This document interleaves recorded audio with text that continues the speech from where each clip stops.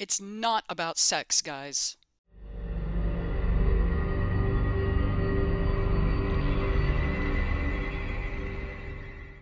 Greetings, everyone, and welcome back to my study, or welcome if this is your first time here. The doctor is in. I am the Catholic horror gal using my PhD in biblical studies and my experience in teaching college theology to help you stand confidently at the intersection between religion and horror. Today's video is especially close to my heart because we are discussing the movie that inspired me to create this channel in the first place, Immaculate. Now, I know a lot of folks like this movie. A lot of folks think it's really great and really enjoy it. And if that's you, that's fine. I am not discussing the movie on its merits as a movie. I am discussing here the way in which the movie portrays religion, in particular, the way the movie portrays the Catholic faith, because the Catholic faith is the major setting of the movie. And we are all here for the movies and the games sometimes. The title, of course, is a riff on a Catholic doctrine known as the Immaculate Conception. You may be familiar with that phrase, and we'll see why that is the title in just a moment. Sydney Sweeney's sister Cecilia, named after the patron saint of music, is a novice in an unnamed religious order who, for some reason, is sent from the United States to Italy in order to take her final vows. This is the last step in becoming a full-fledged lifetime nun. She immediately makes an enemy of Sister Isabel, who for some reason has been getting away with wearing all that makeup. It soon becomes apparent that all is not well at Our Lady of Sorrows Convent when the Mother Superior, that is, the nun who is in charge of the whole convent, shows to Sister Cecilia a large nail, which is kept in a case called a reliquary, which is meant to house a sacred relic. Because this is a large nail, like a spike really, we get the impression that this is supposed to be one of the nails by which Christ was crucified. Through broken English and the repeated motion of touching the nail point to the palm of her hand, Mother Superior communicates to Sister Cecilia that suffering is something that the sisters at this convent actively pursue. They seek it out. It appears that the Mother Superior uses this crucifixion nail to afflict her own palms. This is reflected in the convent's name, Our Lady of Sorrows. This is a title of the Virgin Mary and the source of a popular Catholic devotion involving honoring and meditating upon 7 sorrowful events in the life of Jesus' Mother Mary, all of them centered on the sorrow that she felt related to things that befell her son, such as losing track of him on a journey to Jerusalem, a prediction of his death on the cross, and of course, his death itself. The iconography, that is, the way in which a religious figure is portrayed in art of Our Lady of Sorrows, includes a sword, or sometimes 7 swords representing each of the 7 sorrows of this devotion, referring to a line in the Gospel of Luke. When Mary and her husband Joseph bring the child Jesus to the Jerusalem temple in order to dedicate him to God, the prophet Simeon tells Mary that a sword will pierce your heart. Now, this is not intended to mean a literal sword, but metaphorically referring to the pain that she will feel as a mother watching her child suffer what Jesus will suffer later in his adulthood. The convent in Immaculate is a place where suffering reigns supreme, but it doesn't line up with the Our Lady of Sorrows devotion, because the kind of suffering in this convent in Immaculate is not at all the same kind of love that a mother's heart feels for the troubles of her child, which comes from a mother's selfless love. Suffering is indeed a significant part of Catholic theology, and we're not going to get into the weeds with it here, but essentially the Catholic view of suffering is that suffering can be transformed into something that is paradoxically life-giving and effective for a number of things. First of all, for the discipline of the appetites, so that we master our impulses rather than having our impulses master us. Suffering can also be effective for the atonement of one's own sins or in reparation for the sins committed by others. Suffering has also been viewed ever since the beginning of Christianity 2,000 years ago as a unique way of uniting oneself to Christ by sharing in Christ's own life experience. One can, of course, pray, one can receive the sacraments, but only through suffering does one actually share in an experience that Christ actually had himself, and which brought about the redemption of the human race. So it's a unique and important way of participating in the life of Christ. This goes for sufferings that just happen to people as part of everyday life, things that nobody can control or predict. But it also goes for deliberately chosen penances, such as not eating meat on the Fridays of Lent, giving up chocolate throughout the entire penitential season of Lent, and acknowledging all Fridays of the year as days of penance in the commemoration of Christ's crucifixion on a Friday. Any or all of these can be offered up to God in union with Christ's suffering for special intention, or for penance for one's own sins, or reparation for the sins of others. There are groups of Catholics in the world today who inflict very extreme forms of penance upon themselves, such as the Confraternity of Penitents in Italy and the Magdarame in the Philippines.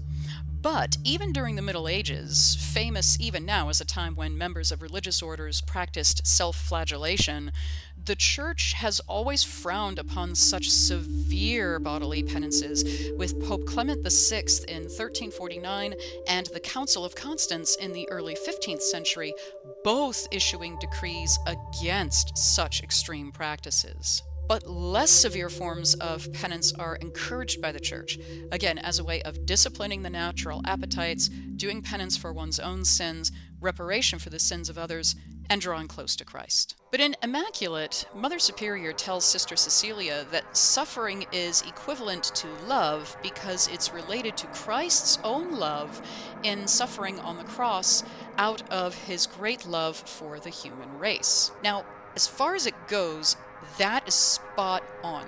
But the key is the selfless nature of suffering, which once again is grounded in the selflessness of the suffering of Christ. Christ offered his life on the cross of his own free will in a selfless action to save the human race.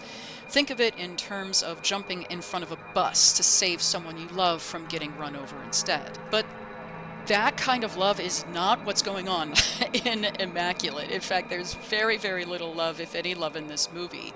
So when the Mother Superior says that suffering is love, and the sisters choose to inflict suffering upon themselves in imitation of the love of Christ, that's just not happening in this movie. So that is way off base. Sister Cecilia soon learns that she is pregnant, miraculously, it seems, as she has not had sexual relations, at least since joining her religious order. This, of course, is apparently a repeat of the conception of Christ, as we read in the Gospels of Matthew and Luke. Jesus was conceived in the womb of his mother Mary without a human father. God, who created all things out of nothing, brought about this miraculous conception. And it is a miraculous conception, not an immaculate conception. When the ultrasound is performed, the bishop, or cardinal, it isn't clear, sees the image and says, "This child was conceived without sin," meaning that Sister Cecilia has not committed the sin of having sex outside of marriage, and therefore the conception of her child is clean or immaculate. This, of course, is the source of the movie's title. But the conception of Christ is not the Immaculate Conception. Even tons of Catholics get this wrong. The Immaculate Conception is not the conception of Jesus, but the conception of his mother, Mary. Immaculate, of course, means clean or pure, as in I cleaned my kitchen and it is immaculate. So lots of people, including Catholics, think that the Catholic doctrine of the Immaculate Conception means conception without sex, because the Catholic Church supposedly teaches that sex is dirty. But if that's true, if the Catholic Church teaches that sex is dirty, why is marriage a sacrament?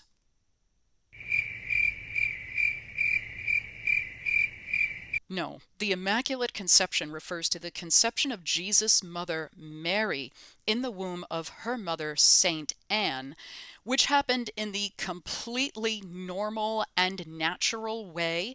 Mary had a human father as well as a human mother, but she was conceived without original sin.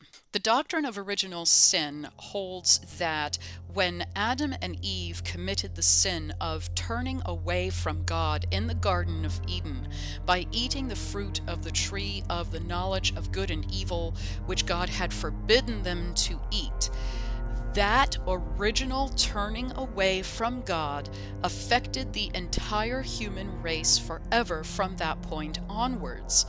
Now, different traditions within Christianity have different takes on how the human race was affected by that, but in Catholicism specifically, that original sin, that original turning away from God by Adam and Eve, is passed down almost genetically from Adam and Eve's descendants, who now are the entire human race. Now, it's not important to believe that there was a guy named Adam and a woman named Eve, and that every single word of the story of creation in Genesis 1 through 3 is historically accurate.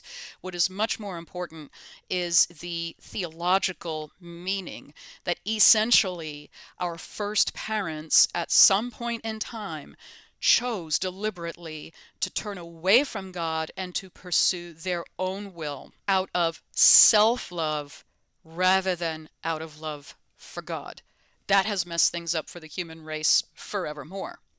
So the Catholic doctrine of the Immaculate Conception holds that by a special, unique, one-time only grace of God, the Virgin Mary, when she was conceived in her mother's womb, was not affected by original sin. That's the Immaculate Conception, folks. So when the bishop in this movie says, this child was conceived without sin, meaning without the sin of sex outside of marriage, this demonstrates the filmmaker's complete and total ignorance about the entire basis, pretty much, for their movie. The very title of this movie is based on a completely wrong understanding, and there is absolutely no excuse for it. It has never been easier to research this stuff. Just go online. It's all over the place. You can easily find out what the doctrine of the Immaculate Conception actually is. But it's like the filmmakers just don't care. They just took a wrong idea. They took total misinformation. They didn't bother to correct themselves, and they just ran with it. Now, okay, I get it. It's fiction, but you're dealing with something that's actual and real in the real world.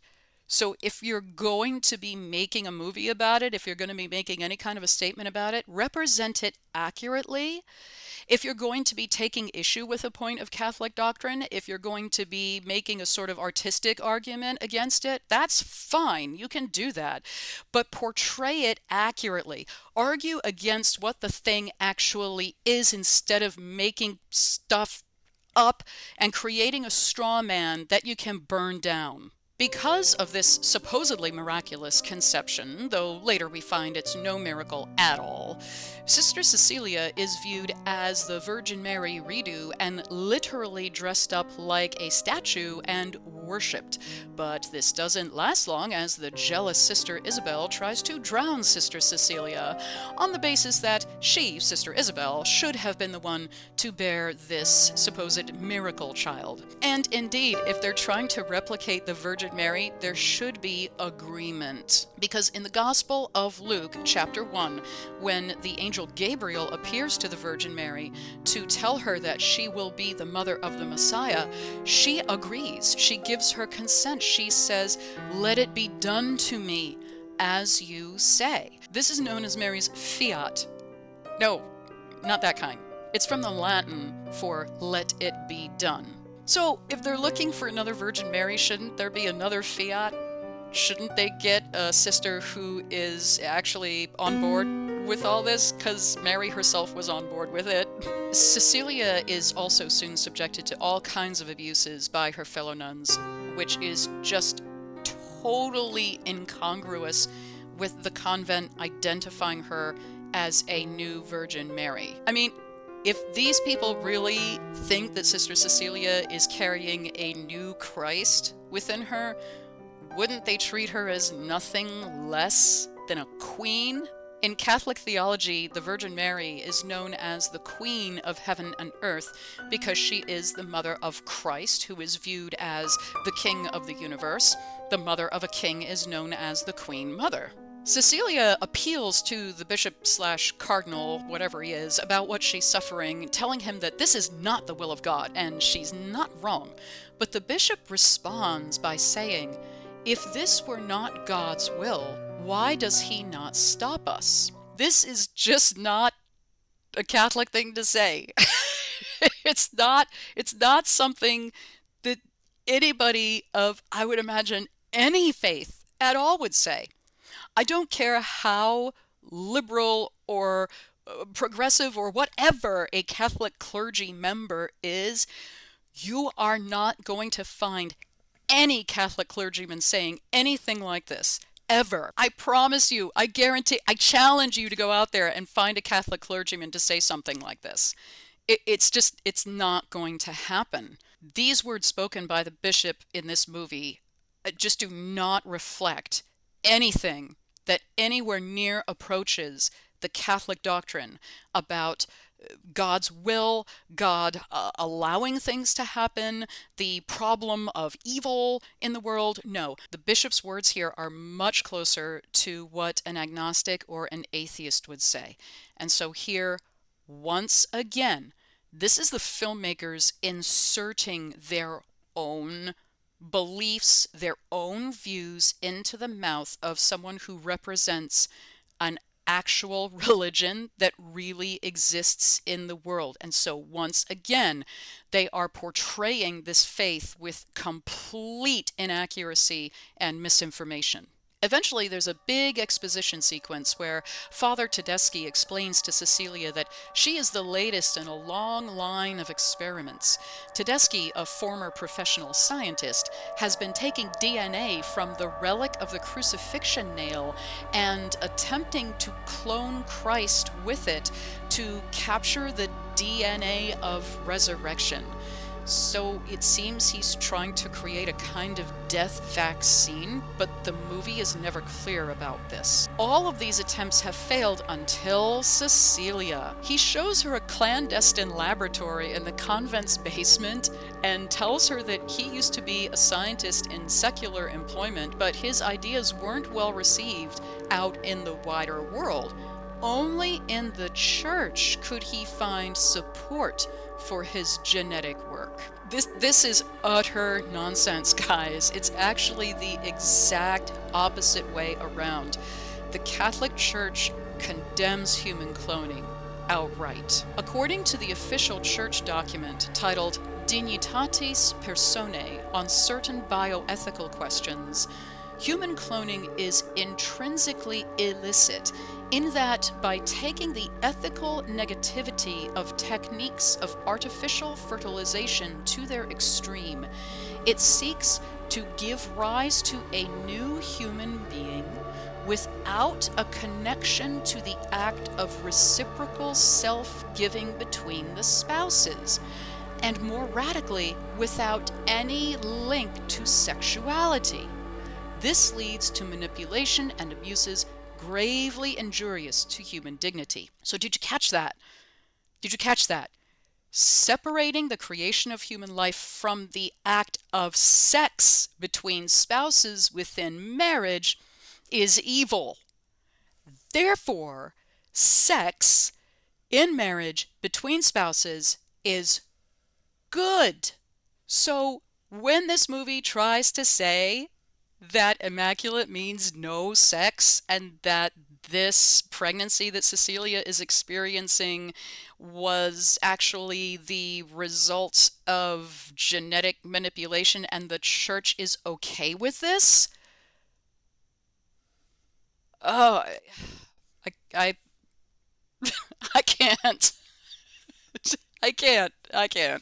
Now, it would make sense if Father Tedeschi were a rogue priest with a secret lab out in the middle of nowhere doing all this stuff, but the movie makes it clear through Father Tedeschi's own words that he has the church's official support for this. But in real life, it's the secular world pursuing human cloning, and the Catholic Church is telling it to stop.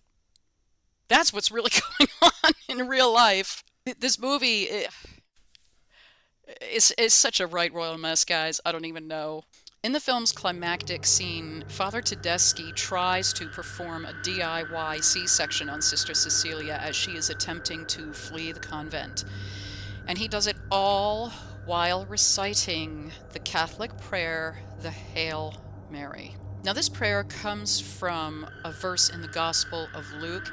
Again, it goes back to the scene known as the Annunciation, when the angel Gabriel is telling the Virgin Mary that she will be the mother of the Messiah. The angel Gabriel greets her with the words, "Hail, full of grace," or most favored one, "the Lord is with you." And later in the Gospel of Luke, when Mary goes to visit her cousin Elizabeth, who at the time is pregnant with John the Baptist, Elizabeth tells Mary, "Blessed are you among women, and blessed is the fruit of your womb." The fact that this priest is committing such a horror on top of all the other horrors that he's already committed, while reciting one of the most beloved prayers in the Catholic faith, and something that is lifted directly from sacred scripture itself. I get that this is supposed to be creepy, and it is very disturbing, but the creep factor doesn't land. And the reason is because, once again, Father Tedeschi has the official stamp of approval from the Catholic Church to do everything he's doing. This scene should be ironic.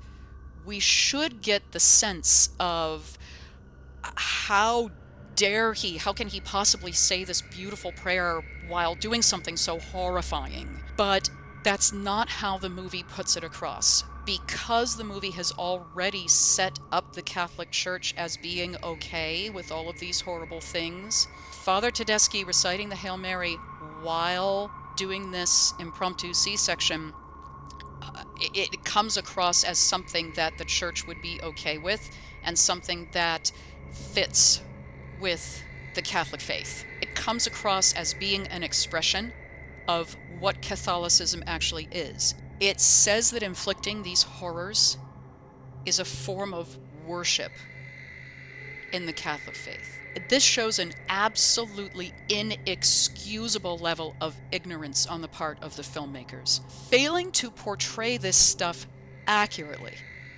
is spitting in the face of 1.389 billion, yes, that's billion with a B, Catholics all around the world. And the Virgin Mary is also revered in Islam, which acknowledges Jesus to be a prophet, not the Son of God as Christianity does, but a prophet. In fact, Mary gets her own surah or chapter in the Quran.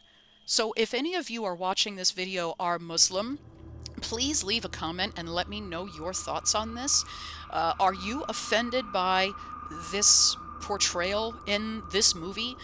Let me know. I would love to get your take on it. So, did this movie actually get anything at all right. I do give credit where it's due, and yes, the movie got a couple of things right.